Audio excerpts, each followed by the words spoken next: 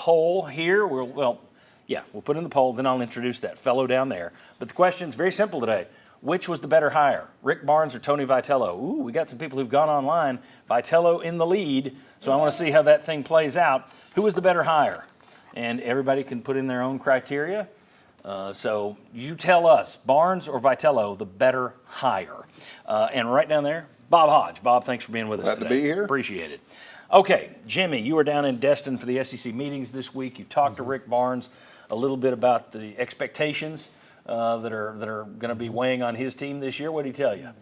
Well, I asked him whenever Tennessee lost 4 in the portal, he had said the idea is to go out and make yourself better. I said, did you do that in the portal? He said, yeah, I think we did. And he pointed out that he's got a really good defensive-minded center.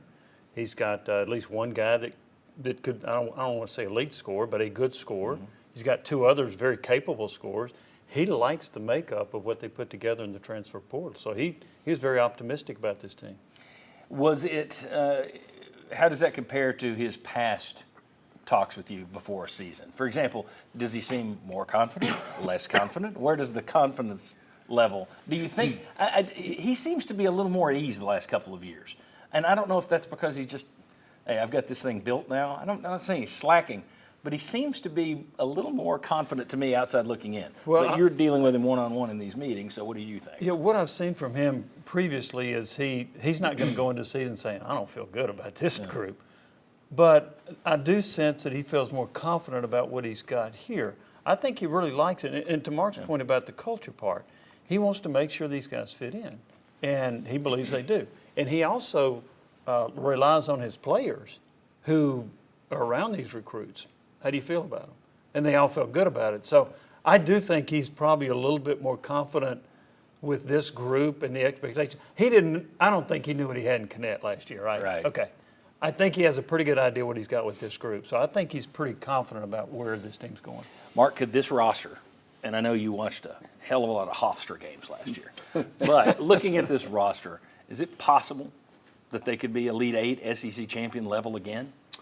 Well, when you look at the strength of this league, I mean, you look at the 7 SEC teams finished in the top 20 as far as how they performed in the portal, as far as attracting talent to the SEC. With what's already coming back, it's going to be hard to duplicate an SEC championship in an Elite 8 run. I wish coaches were more honest if they really didn't like aspects of their team, rather than telling fans all summer, like, hey, we're going to be great, we're going to be great. Like, be real with the like, there is some question marks. I think they'll struggle to get to Elite 8. I like that Zakai is seniority on the roster, but I think it'll still be hard. It's a lot of turnover. Of course, look at Alabama last year. Tons of turnover, burning all the transfers and went to the Final Four. I just noticed, and maybe it's simply the roster is deeper now, and this is why he can say this, but 3 or 4 years ago, I don't remember him talking as much about, well, we want to compete for championships and a national title here and go back to win. And those little snippets are thrown out now.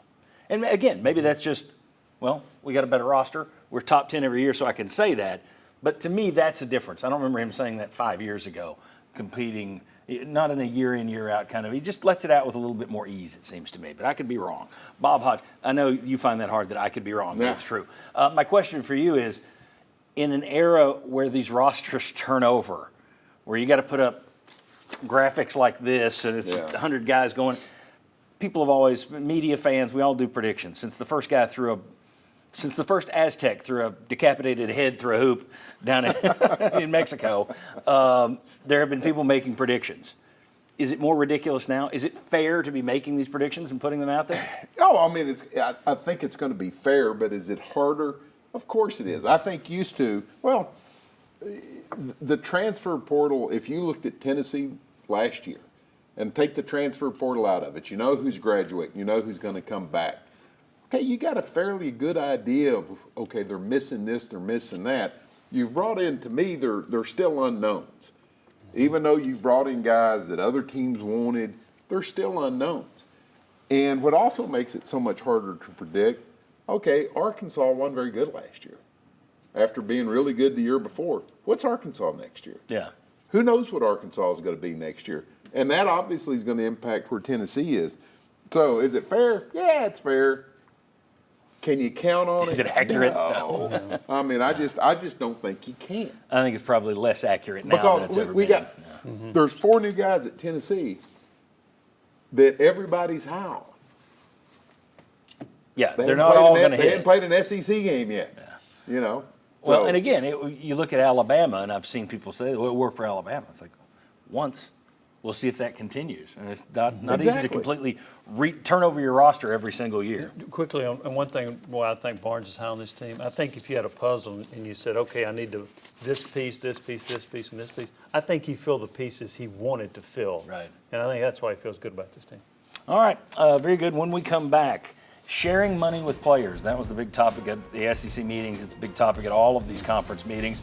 And one thing you're hearing as a result of the sharing money with the players, budget cuts everywhere else. People are going to have to make do with less money. At Tennessee, who's going to feel that pinch more than anyone else? We'll discuss that next. Come on back.